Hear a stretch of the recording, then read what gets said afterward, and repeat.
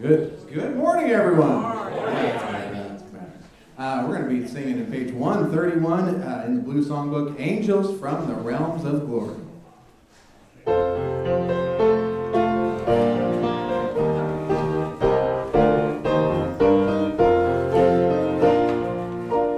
Angels from the realms of glory, wing your flight o'er all the earth.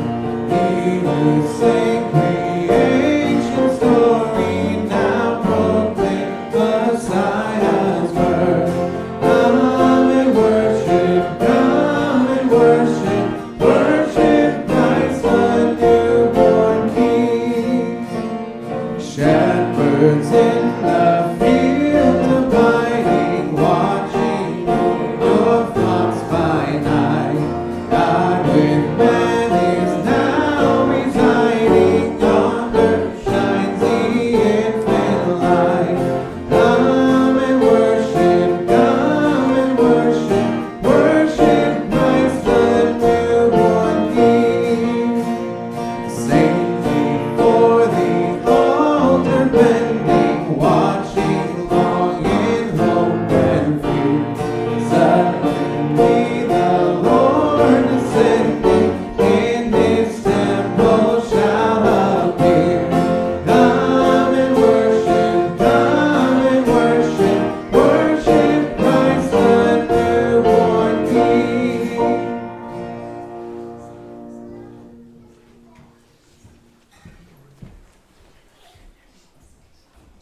Good morning. Welcome to services. We're in Song of Solomon, chapter 8. I'm going to do a little slight editing for the mixed company.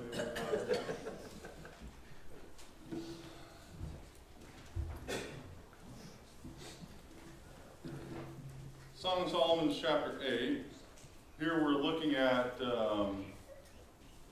brothers seeking to protect their younger sister. Obviously, we would want to do that if we had a younger sister, but as brothers and sisters in Christ, I think we ought to do the same, particularly for our younger women, which is what we're looking at here today, and help them forward, especially in these times when everything is seemingly acceptable, marriage, no marriage, and whatnot. Verse 8 says, "We have a little sister, and she hath no bosom. What shall we do for our sister in the day when she shall be spoken for?" So here we have brothers looking at their younger sister that's very young yet, concerned about her future. And they say, if she be a wall, which means respectable, kept to herself, we will build upon her place, her palace of silver. So they're going to edify her, lift her up, and embrace her as a chaste young woman. And if she be a door, which we might say promiscuous or promiscuous proclivities, we will enclose her with boards of cedar. So tight reins, right? Trying to protect her from her ways or her desires. And here she says, "I am a wall, and my bosom like towers. Then was I in his eyes as one that found favor." So here she's saying she's maintained her virtue. Let's put it that way. When I have two daughters, right, and my counsel to them has been, first and foremost, pray, and this was been years ago, pray for the right man for your husband to be your husband. Pray that the Lord will bring you the right man in your life. And we've cautioned them against just dating anybody. The Bible counsels us to be equally yoked. Why would that be? Well, is that a guarantee of success in marriage? No. But it certainly gives you a big head start, right? When you get more guarantees is when you leave it over to the Lord and let Him bring the right one to us. That's still no guarantee, but I'm standing here before you saying Martha was 100% an answer to my prayer, and I turned it in His hands, and I've been blessed beyond, right? Haley, this was a recent counsel for her going in the military. There's going to be a lot of cute guys there, right? And it's very easy for young men and young women to just jump into a relationship because of the outside. And what I've counseled her to is don't do that. Pray for the Lord to bring you the right man. And the big concern I have for my daughters and any of our young women in our church is you get these worldly relationships and they can damage you for life.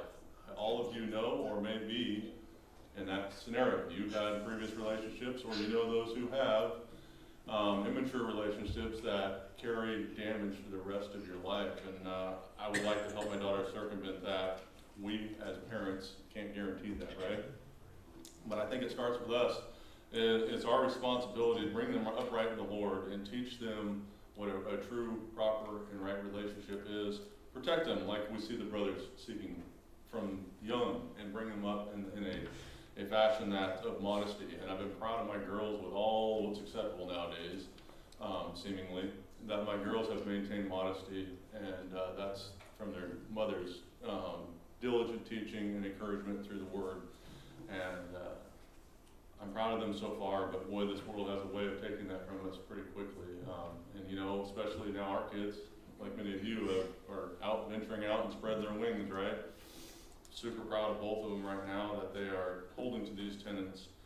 It's a lot of work, and it's not just from parents. We need third-party validation. We're brothers and sisters in Christ, so we should be, for those of us that have connection, particularly with the younger women, but the younger men too, counsel them. Bring them up in the right way to have a relationship, and it's going to go 110% against what the world offers. And everyone that they know that's not a child of God, that's not practicing the same thing is going to be doing. So it's not easy. It's our job. It's a serious thing if we want to maintain a healthy young women, particularly without emotional damage in future relationships from a previous thing that looked good on the outside. Right? We know the old saying, it's not the outside that counts. Well, when we're young, that's all we see. And we don't care about the inside. The inside was what matters. I've been blessed with a wife that has amazing love for me and for others. And that's the most beautiful part about her. The outside was just the bonus. So protect our young. If you have influence on our younger women and men in this church, and young boys, help us. Help the parents point them in the right direction as to what a true relationship looks like, and most importantly, that they pray to God and let Him bring the right individual to them. With that, I stand to be dismissed to our classes. Dear Lord, just thank you so much for the reminder of how important it is for us to raise our children upright, protect them and guide them, particularly when it comes to relationships, as we see these young men here seeking to do for their sister. This world has 100% the opposite to offer. So we need to be proactive in this. We can't be passive. We can't address it after the fact. This needs to be something we teach from the youngest age possible and continue throughout their teen years and even young adulthood. Just thank you for the reminder. Be with our pastor and our teachers today as they deliver your word. In His precious name, Jesus Christ. Amen. Yes.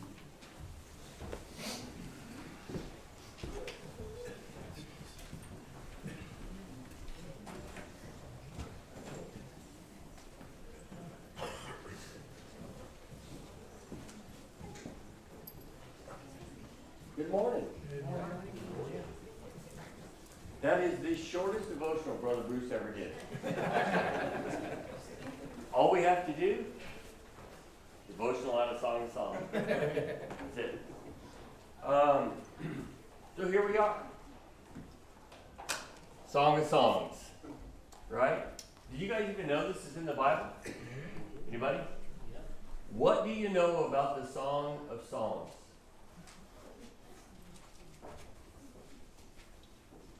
You know anything? Brother Chip, it's all on you this morning. What is the title in your Bible? What does it say? Let's just start there. What does it say on the title? That's what Song of Solomon. Okay, so someone says Song of Solomon. Yours says a love letter? Well, I wrote that, we had a lesson a long time ago. And I wrote down love letters. Okay, so that's your title. Yeah. What does your Bible's title say? Song of Solomon. Anybody ever have anybody in their Bible have Song of Songs? Okay, so let's actually read the Bible. This is the inspired part. Verse 1, chapter 1 says, "The Song of Songs, which is Solomon's." So they don't really have adjectives in Hebrew language, and so you have phrases like Lord of Lords. What does Lord of Lords mean? None other. He is the highest Lord. Out of all the lords, he's above all of those lords. King of kings, what does that mean? He's king above all kings. So if this is the Song of Songs, what does that tell you? Out of all the songs that Solomon wrote, this one is by far the best. And he wrote like 1,000. And so, where do you think he got his songwriting ability? His father. His father wrote thousands of songs. Now, we only have a small portion of what he wrote in the book of Psalms, but he wrote a lot of songs. And out of all the ones that Solomon wrote, this was the top song. So, if you're looking at greatest hits, this is it. So if this is the Song of Songs, if this is, out of all of them, this is the best, how come we don't read it?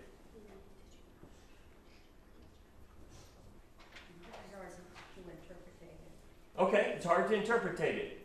It's uncomfortable. It's uncomfortable. It's a song of intimacy. It's a song of intimacy. Well, what language was it written in? Hebrew. It was written in Hebrew. And it was written by Hebrews. And it was written in a poetic way. A different language and a different way than we think. Now, here's what's interesting about us. Things that are sexually explicit are all over our society. Is that true? It's everywhere. It's hard not to be exposed to it. We quit watching movies, or going to movies years ago. My wife goes, "Why do you always quote movies? We never go to the movies." And we don't.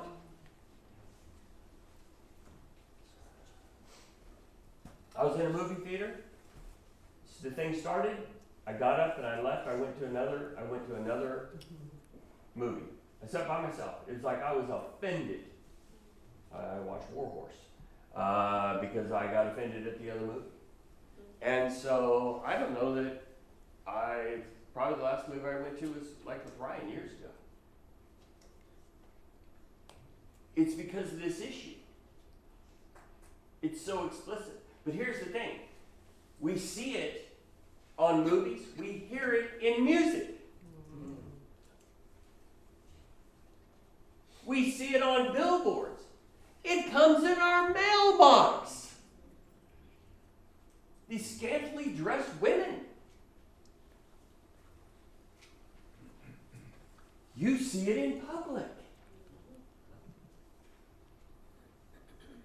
But we don't talk about it. So we have a Victorian vernacular in Sodom and Gomorrah. We're conflicted about this. The Hebrew people weren't. They weren't. They were modest in all that they did, but they were passionate people. And so a lot of this book is, when you look at this, is, and the way we're going to look at it, is a young couple that is engaged, and they're anticipating the consummation of their marriage, that wedding night. They're anticipating that. And so there is all this emotion that's being built up. And that's what you're looking at, is there's a lot of passion here. And it was said that. And so I think it's interesting that we shy away from this that is absolutely opposite of our society. Brother Bruce's devotional, when she says, I'm a wall. We're gonna look at, if you look in the context right there, she's talking about Solomon's vineyards. His vineyards and her vineyards, and they're distinct. And why had she had to be a wall? And who was she a wall with? Sister Sandy said it's hard to interpret. Yeah, it is. Why? Because we've got thousands of years of history of people looking at this. Well, who looked at it a lot? Well, the Hebrew people. They looked at it a lot. The rabbis would comb over this and try to figure it out. Why? Because it was the Song of Songs.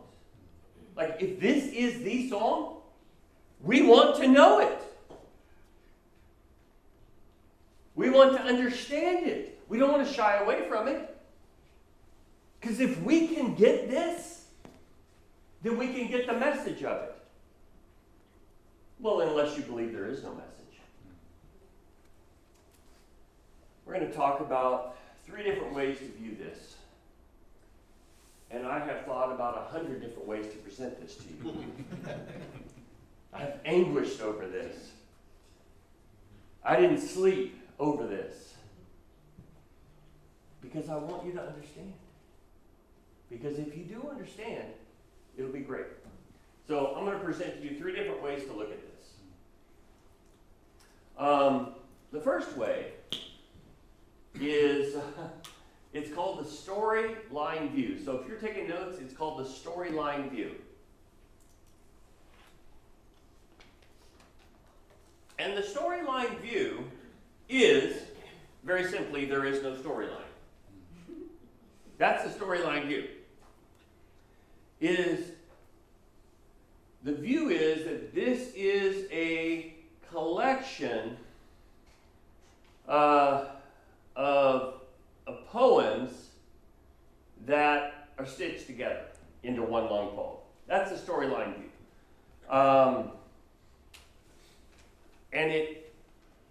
In this view, it is said to be a relationship between Solomon and, get this, one of his wives. Why do I say one of his wives? 700 wives. And I don't know if 700 wives is going to do the job, so let's have 300 concubines. You know what the shoe bill at Macy's would be? But he was a wealthy man, so.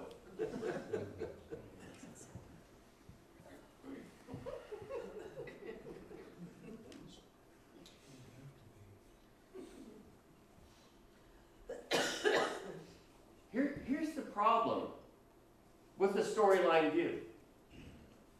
If you've read the Song of Solomon, it's a story. It's a story. So to say that there isn't a story, when there clearly is a story. Now, did you guys, anybody read this? So what he says in this, he starts off and he says that he's going to take this from a very literal standpoint. And he says it's not an allegory. Why would he say it's not an allegory? What is an allegory? Pilgrim's Progress, John Bunyan. Write this in your notes. Pilgrim's Progress, John Bunyan. Research this. You need to know what an allegory is. The main character in Pilgrim's Progress is, what's his name? Christian. What do you think he is? A Christian. And so, if you go through and you read Pilgrim's Progress, it will teach you what an allegory is. And it will also teach you about your journey as a Christian.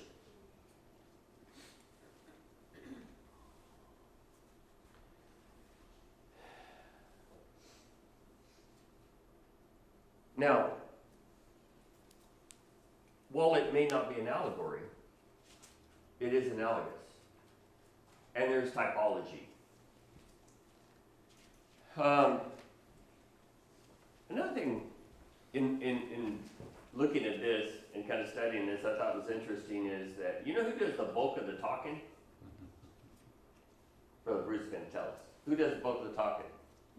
She does 70% of it. That's that word. Then there's the other ladies, and then there's Solomon, and there's the shepherd. So that leads me to the characters. So if in the storyline view there is no story, then why are there three characters? It's almost like we got a play going on. There's three characters, and then there is the women of Jerusalem, daughters of Jerusalem. And so you've got the Shulamite, which is the woman. She's the main character. And then you've got Solomon, and then you have the shepherd. So you've got three characters, plus the daughters of Jerusalem. So if it's not a storyline, what are all these characters doing? And in this storyline, what's so interesting is that you've got the Shulamite that has been brought into the chambers of Solomon in chapter 1. In chapter 2, she's escorted to the king's banquet table. In chapter 3, she has a dream that she wants out of this so that she can go find her lover. Sounds like a story to me. Doesn't it sound like a story to you? And if this is the Song of Songs, and if a really good song tells a story, I suspect this is going to be a really good story.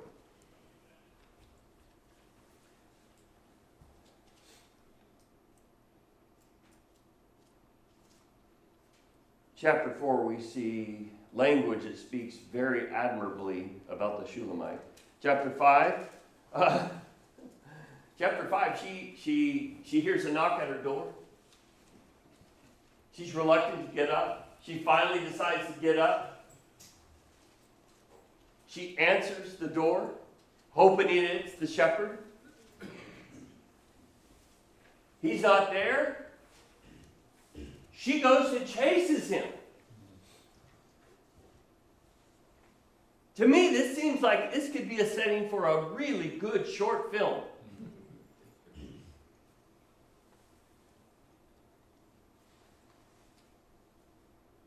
Chapter 6, she finds her beloved in his garden.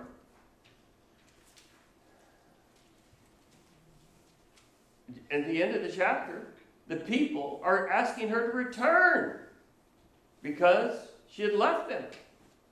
And so you can see this developing. So that is the storyline view. The next is the two-character view. The two-character view. And the two-character view is by far, the most popular view. It is by far the most popular view. Is it going to be the view that I hold to? We'll see. So there clearly is a storyline. And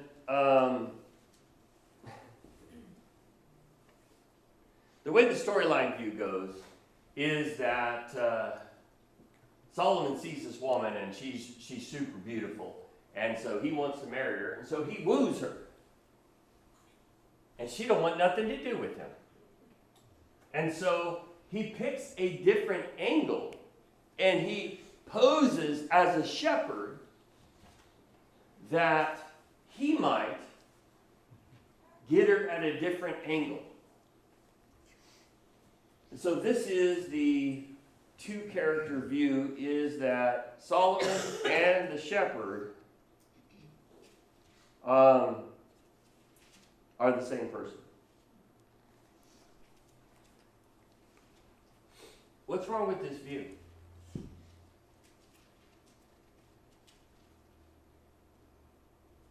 It's deceitful. Yeah, thank you. It's deceitful. And man, you ran all the way to the end. Brother Joe just scored the touchdown, man. He ran all the way. Yeah. He cut right to the chase. It's deceitful. Because if this is going to have some kind of application for us, and then if God is going to be seen as Solomon in that character, and the bride is Israel, or Jesus and the church, either one, is he going to capture his bride by deceit? No. So you can see why I agonize over this, because this is the most popular view, and if anyone ever studied this, that's the view they looked at. And so now I'm going to stand up here and I'm just going to trample all over everything you've ever learned. I don't want to do that. I want you to trample on what you've learned, not me. Thank you, Brother Joe. I'm glad Brother Joe did it, because nobody's going to get upset at Brother Joe. Not going to happen.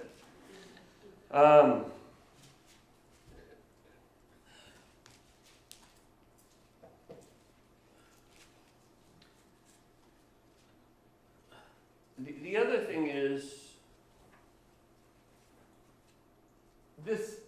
this book really pushes the idea of monogamy.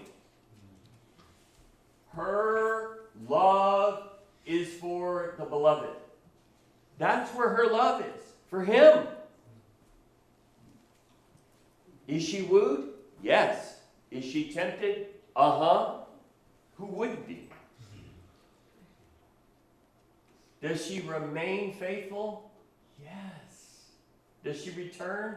Absolutely. And so to say that somehow Solomon represented monogamy, that's right. But at this juncture, you could go, wait a minute. If Solomon wrote this, why would he write a story that would make him look bad? That's a good question. And I think that has to be on the table, and you've got to ask that question. Why would Solomon do that?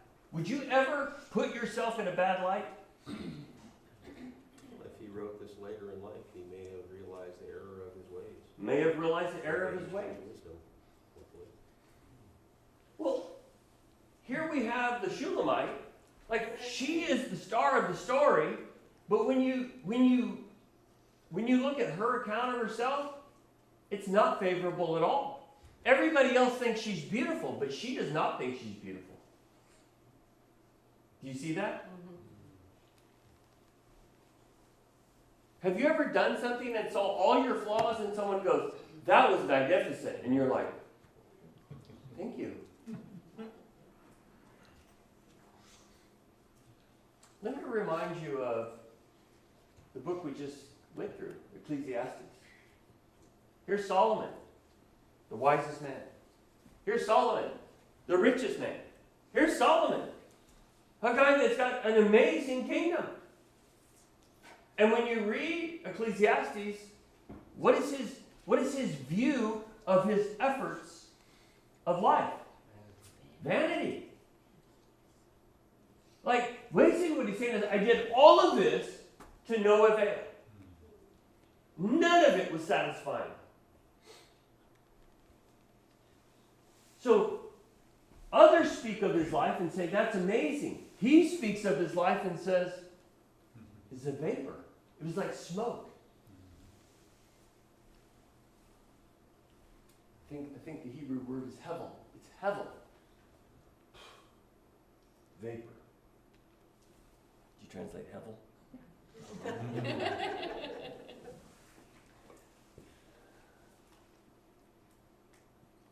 So he already wrote a book saying, my life was all lived in vain. So all my efforts were in vain. So I don't think it would be a stretch to say that he wrote a book saying, even as it relates to passions, I missed the mark. In Ecclesiastes, it's like, I did everything and nothing satisfied. I married them all and got a few more, and it still wasn't satisfied.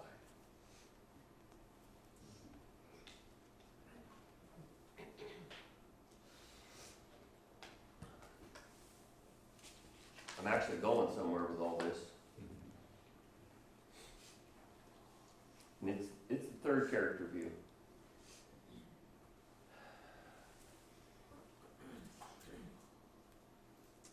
You have to remember too that in those days,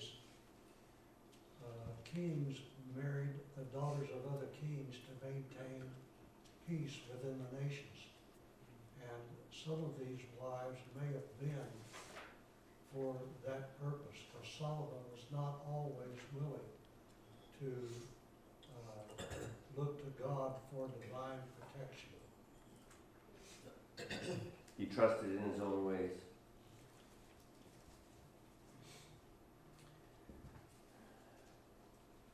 All right, so the last is the third character view. And in chapter 1, you're gonna begin to see there's some real differences between the king and the shepherd. It's going to be brought out, and let me kind of give you a little bit of overview of what's going on. And so the Shulamite, she grew up around En-Gedi, and brother is going to show us a picture of En-Gedi. So this is around En-Gedi. There's an oasis there. If you go to Israel now, they'll take you here. This is kind of the area up. If you go a little higher, this is by the Dead Sea. But if you go a little higher, you'll see this is where David hid out for about 10 years when he was hiding from Saul. And so this is kind of a beautiful area. And so you can get water here. There's spring here. They had a vineyard in this area, and there were neighboring shepherds in this area. And so she had some brothers, as we read about in the devotional, and said that her parents had passed away, and so that put a lot of work on them. So now the kids were doing all the work. And so when she says in the Song of Solomon, I have taken care of my vineyard, or I've taken care of the vineyard, but not my vineyard, what she's saying is, I've worked out in the fields, and now I'm tan like this, because I haven't really taken care of myself. And if you didn't know, back then, it wasn't attractive to be tan. That meant you were what? Poor. That meant you worked outside. If you were fair-skinned, then that meant you didn't have to do that kind of work. And so here she was having to do that kind of work. And so she knew that society looked down on that. It appears that maybe she might have got some help from the neighboring shepherd. She says that he's ruddy. We've heard this before, have we not? With David. And so she was attracted to him, and he her. But it says that she's the daughter of a prince, and so it appears that what happened is that now Solomon now sees her. You're going to see that in chapter 3 that he goes down to that area. And so this is an area that he would go because there's a fresh freshwater spring down there. It's a beautiful oasis place. And now he brings her to his chambers. So this is where we start in this book, is that she is there, but where's her heart? Her heart's back home. Her heart's with her love. Man, you got to understand that she's young. Like she's young. And she is in love. And now she's here. And we don't understand this because our society doesn't work this way. We don't have arranged marriage, do we? Young people, how do young people pick their mates? How do they do that?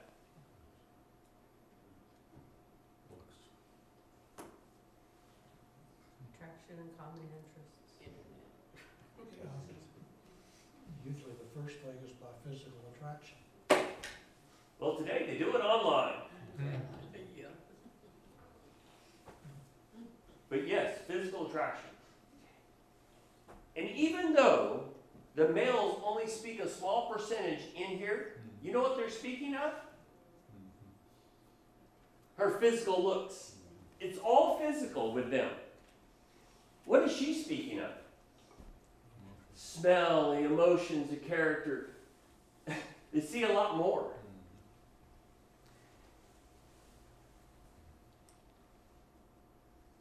And so, because we don't live in a world where there's arranged marriages, this seems so bizarre to us.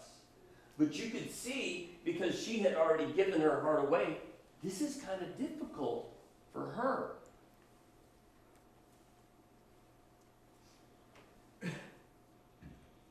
Listen,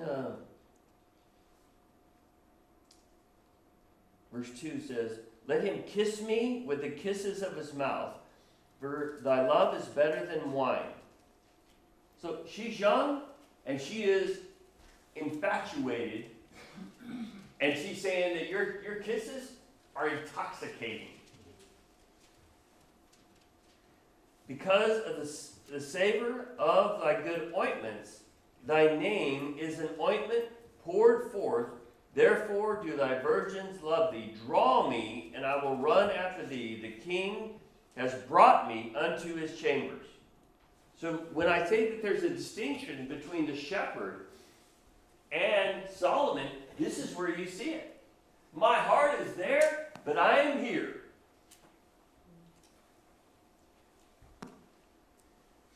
Then it says in verse 4 of chapter 2, so verse 4, chapter 1, verse 4, chapter 2, he's brought me to the banquet house, and his banner over me was love. Well, we grab that, his banner over me is love. It's one of the names of God is drawn out of there. Then it goes on, it says, stay with me with flagons, comfort me with apples, for I am sick of love. I love that. King James only says, I'm sick of love. What does that mean? I'll get you guys look at that a little bit.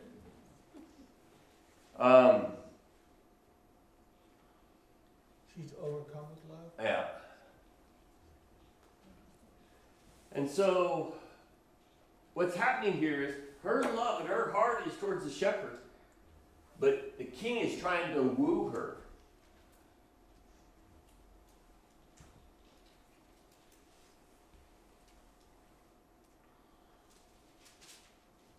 Look at verse 8. The voice of my beloved, behold, he cometh leaping upon the mountains, skipping upon the hills. My beloved is like a roe and a young hart. Behold, he standeth behind our wall, looking forth at the windows, showing himself through the lattice.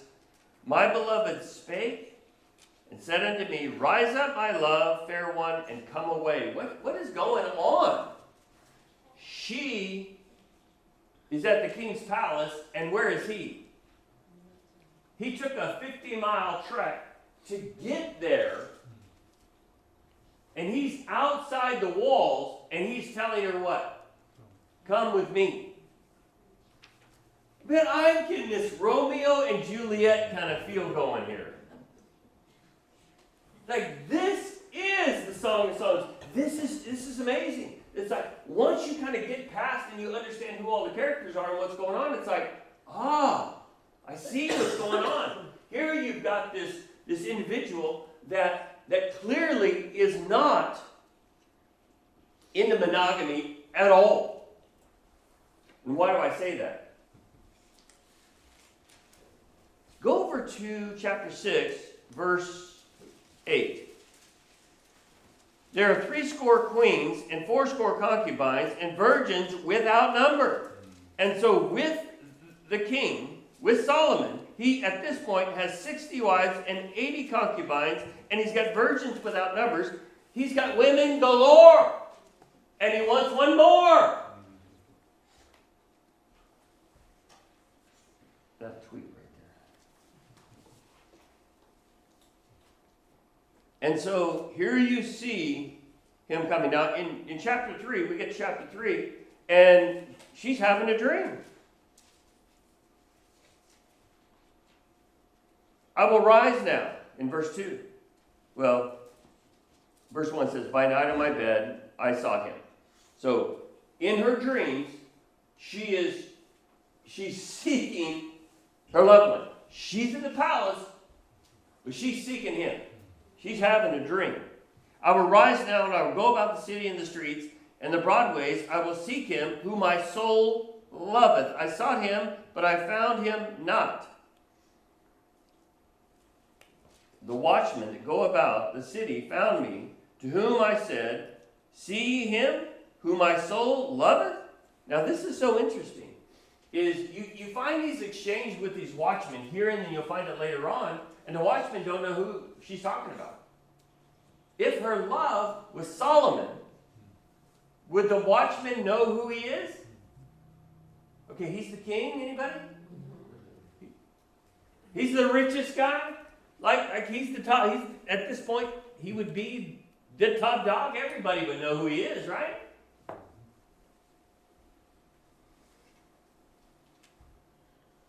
And they don't know.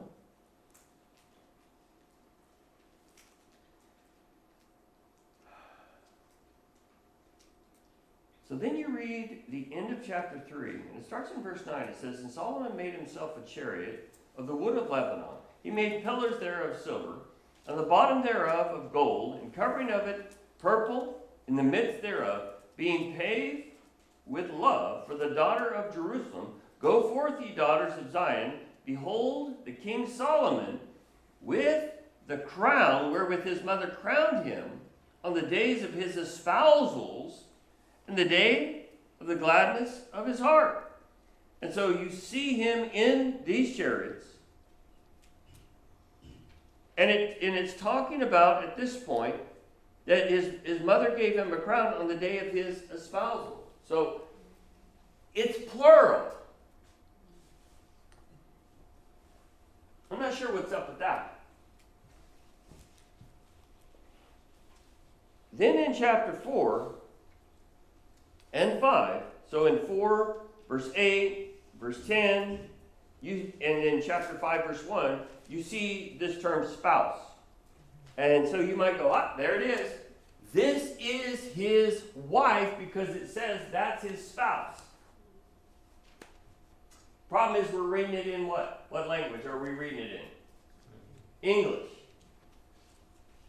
The original word in Hebrew, it can mean before marriage or after marriage. In fact, that word is only translated after marriage twice in the Old Testament.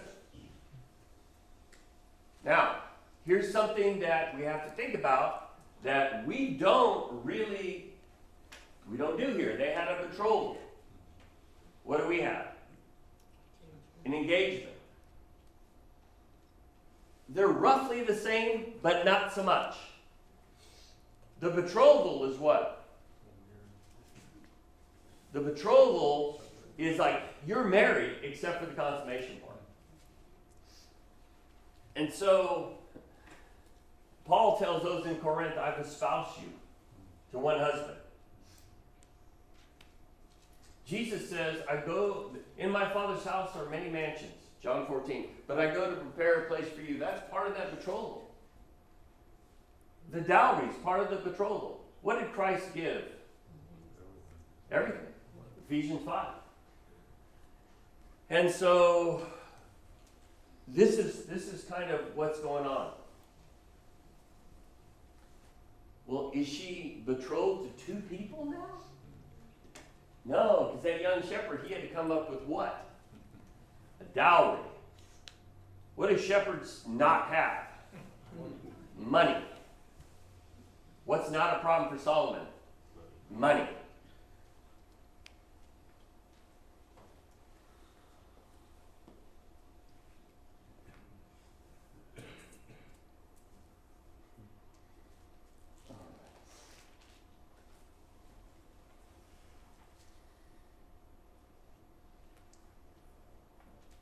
So in chapter 5, we begin to see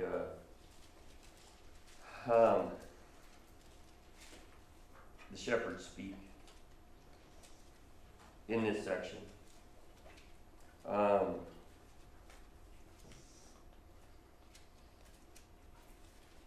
in verse 5, it says, I rose up to open my beloved, and my hand dropped with myrrh, and my finger with sweet-smelling myrrh, and upon the handles of the lock, I opened to my beloved. This is what I've been referring to. He came, he knocked. You can see that in verse 2. And my soul fell when I spoke, and I sought him, but I could not find him. I called him, but he gave me no answer. The watchmen that went out about the city found me, and they smote me, and they wounded me, and the keepers of the wall took away my veil from me.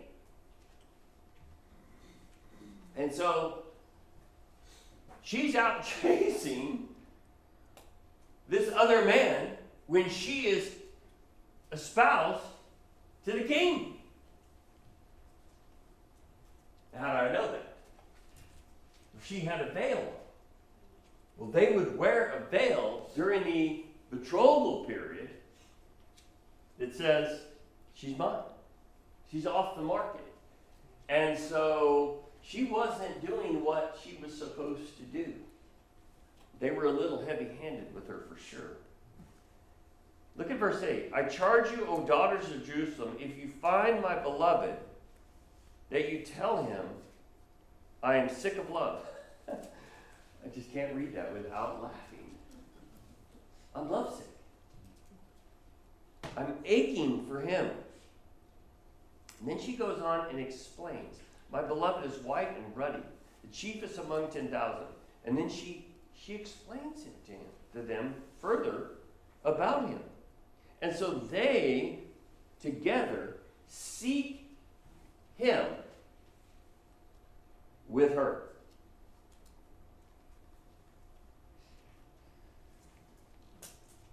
So in chapter 6, they're like, where did he go?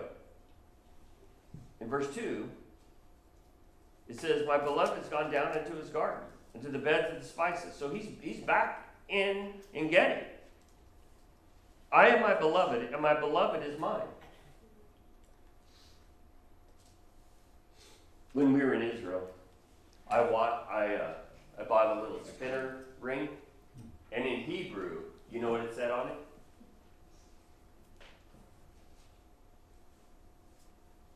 Lucky number 7. No, it said, I am my beloved, and my beloved is mine. It was that right there. It was that connection. Like her soul was already knit with his.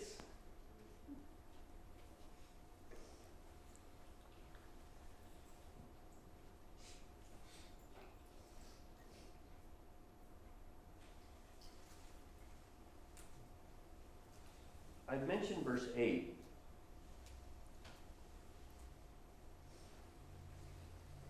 Verse 9 says, my dove is undefiled.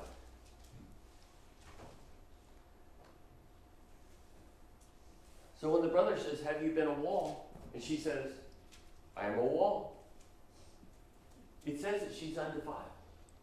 What does this mean? This means that as the king pursued her with everything he had, and as he gave her wine and drink and no doubt gifts to woo her, she resisted him because she was faithful to one. Faithful to one.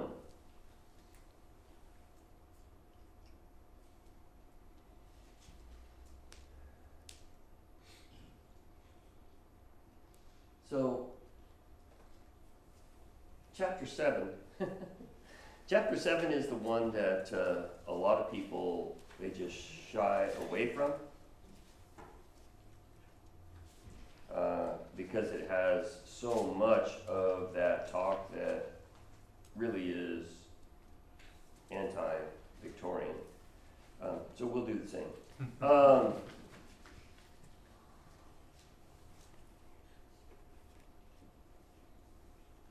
Now,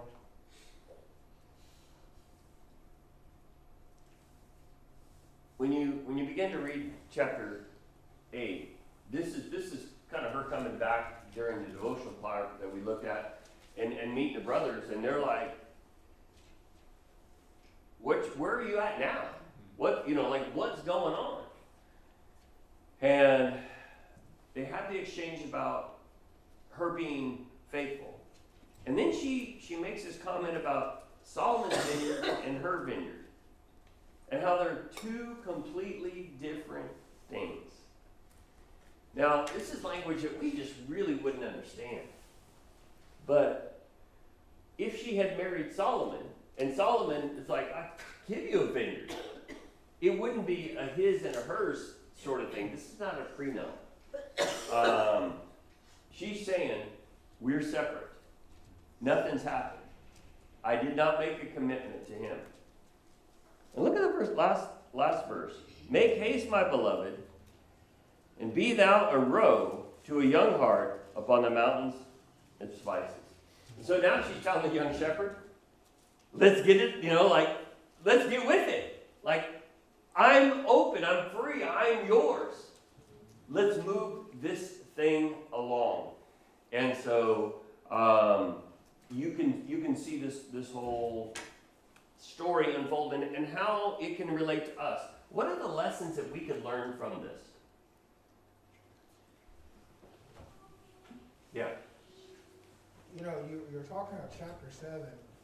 It's amazing the wording that they use, fruits and spices and things that they found beautiful back then. So to answer your question, what can we learn from this? Appreciate the simpler things. When it comes to your spouse, what she offers you.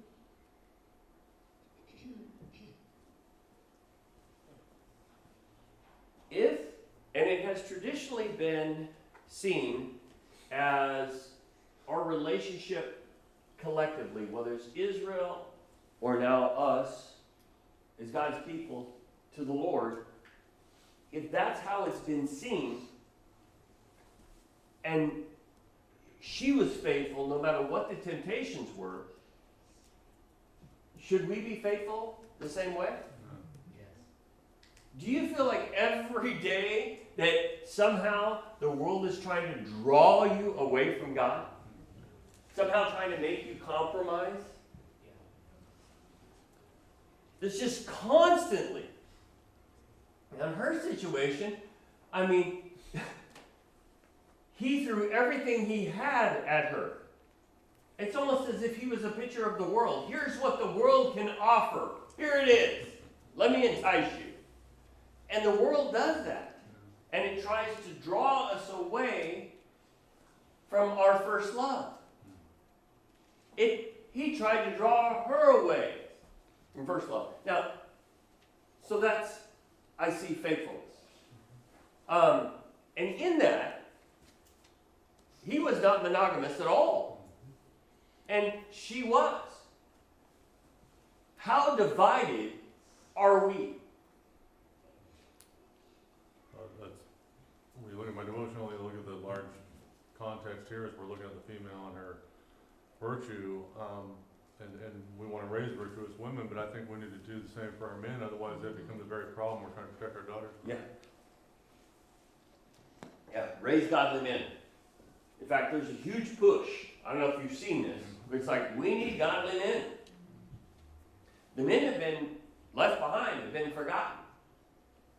And it's a necessity to have godly men. Solomon wasn't, unfortunately. What else can we learn? Anything? How about live passionately? No, we don't want to do that? Okay. Love's worth fighting for. Do what? Love's worth fighting for. Yeah, love's worth fighting for. I mean, these individuals, you look at the Shulamite and the shepherd, they were passionate. The king, he didn't have anything to offer.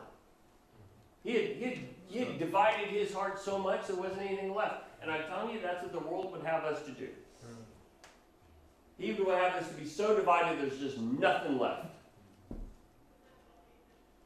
We should be passionate.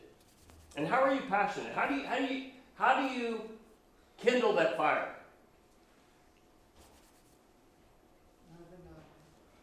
Okay. What did she want more than anything? Just be with him. To be with him. He wanted to be with her. What is your greatest desire?